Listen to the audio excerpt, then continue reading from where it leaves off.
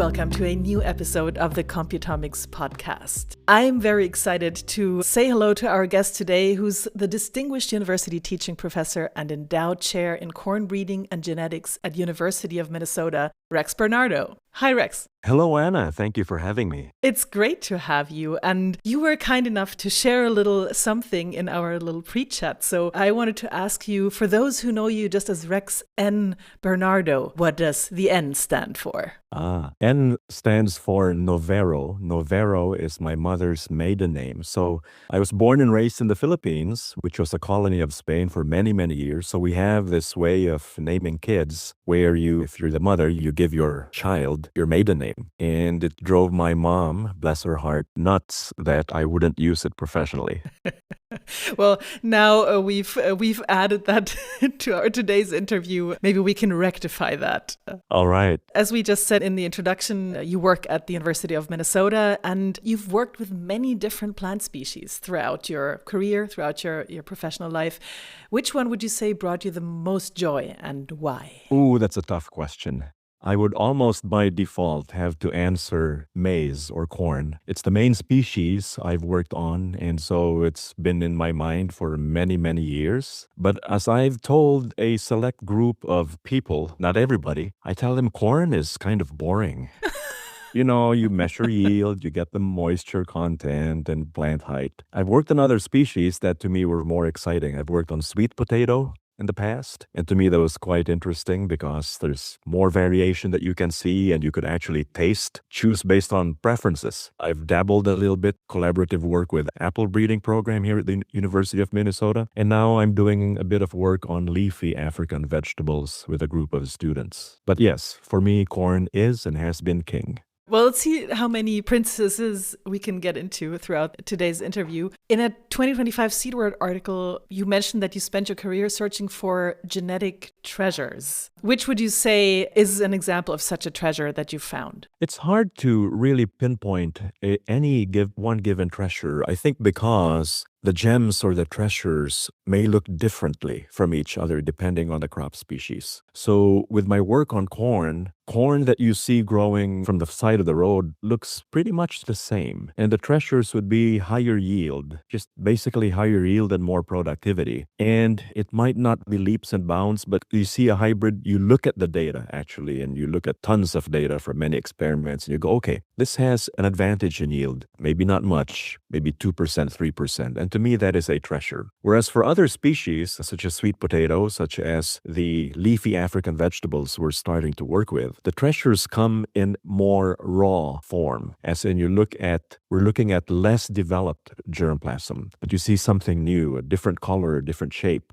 or even the fact that it would produce seeds, or we could grow it well in Minnesota, given that these are leafy African vegetables and we're trying to grow them here in Minnesota with a short growing season. To me, these are the treasures. And so I think part of it is that all the treasures that we're looking for, they look different from each other depending on the species, depending on the context, depending on the breeding objectives and what exactly are we looking for. You just mentioned you're trying to breed or, maybe find out more about those leafy African vegetables. How come you're interested in them specifically in the context of Minnesota? A reason for that is here in Minnesota, we have a large diaspora, meaning a large population of immigrants or refugees who come from Africa, East Africa, West Africa in particular. And I saw an article in Minnesota Public Radio several years ago, actually 10 years ago now, where we have a vibrant farmers market here in Minnesota, and that people would drive as far as Seattle, that's from the really western part of the U.S., or Texas, yes, and drive to Minnesota just to buy leafy African vegetables and fill their cars and drive back home for hours and hours and hours. And I go, oh my goodness. As an immigrant myself, I can understand that a bit, because the foods you grew up with, these are a huge draw.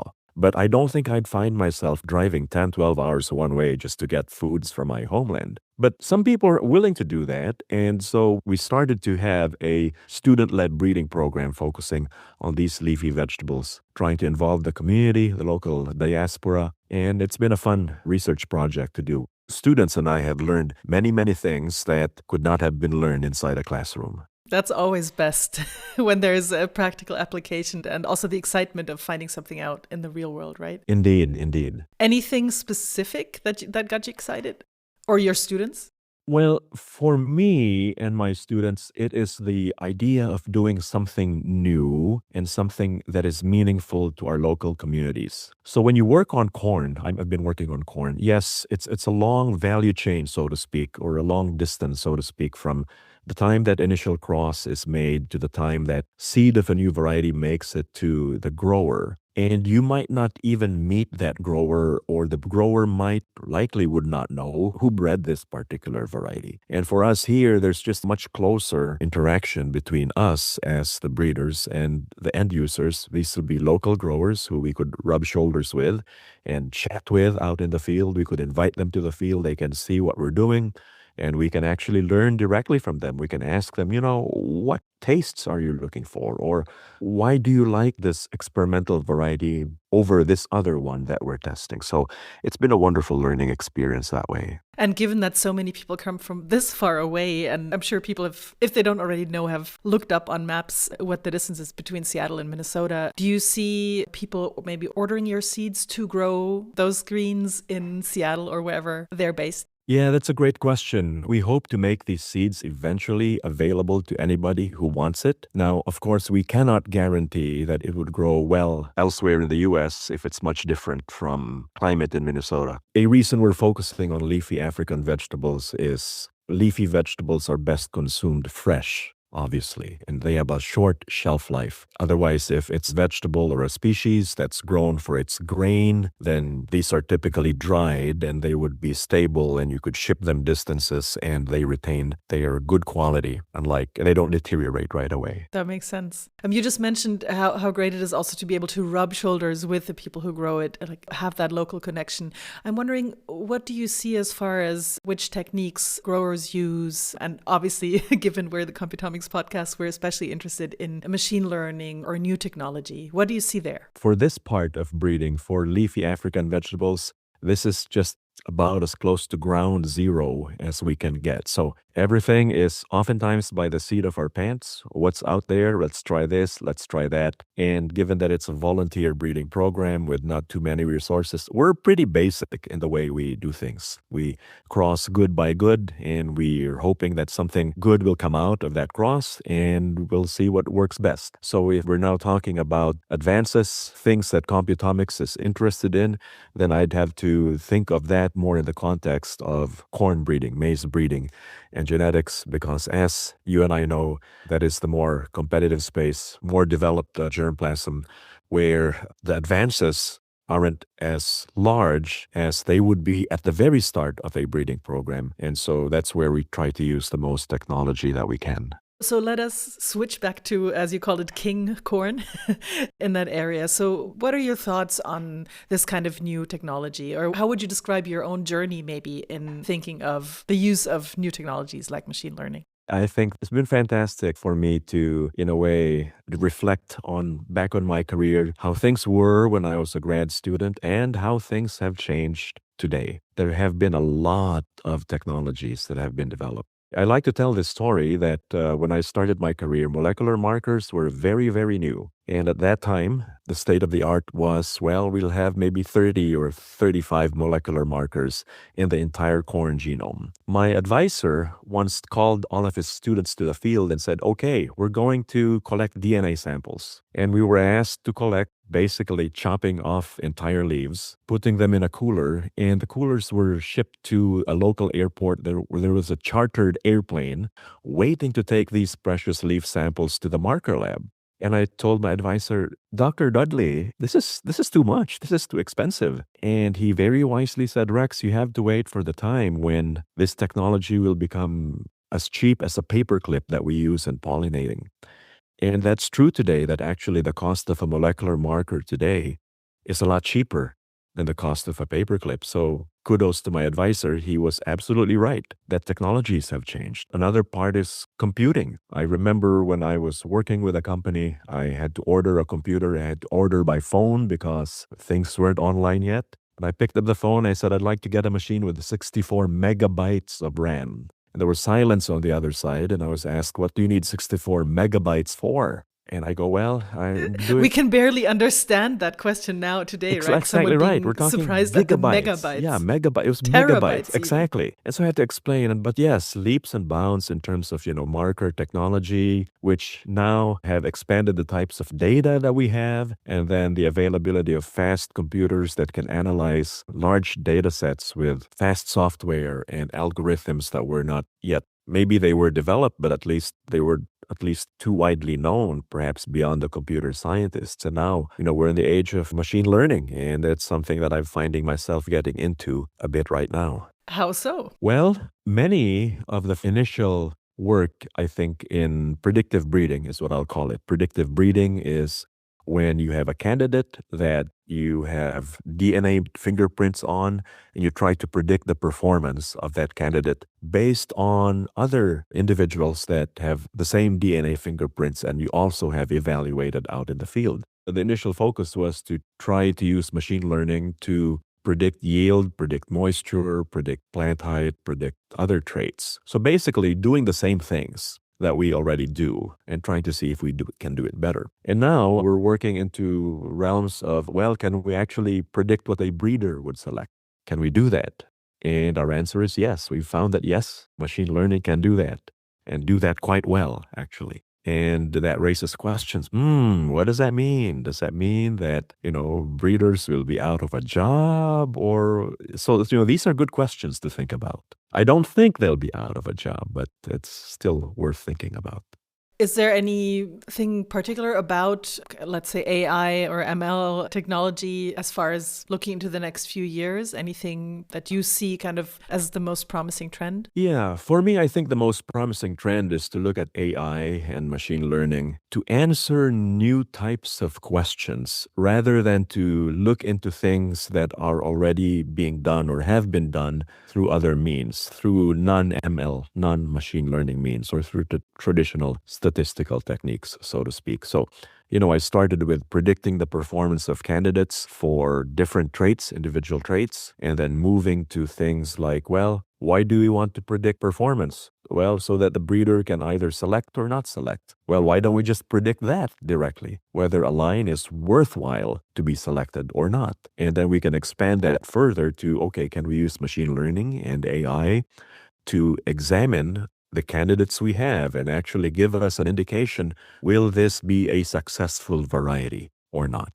So it's going beyond predicting individual characteristics of a potential variety, but trying to answer that question, will this be a successful variety or not? And what would it bring to the grower? What would it bring to the breeder? How much money will it make for the grower? How much money will it make for the breeder and the seed company? So again, I think we need to, in a way, take out our traditional breeding hats and try to focus on the larger picture of why exactly do we develop varieties? Why do we evaluate them for different characteristics? And in the end, we want to make a difference and have a variety that has value for the producer, but also brings value to the company so that it can continue to invest in its research and development and continue to have new products. I'm also curious because as far as I know, you've written at least 2 textbooks and also teach graduate courses in plant breeding and professional skills for scientists, how this new technology features there as well. Well,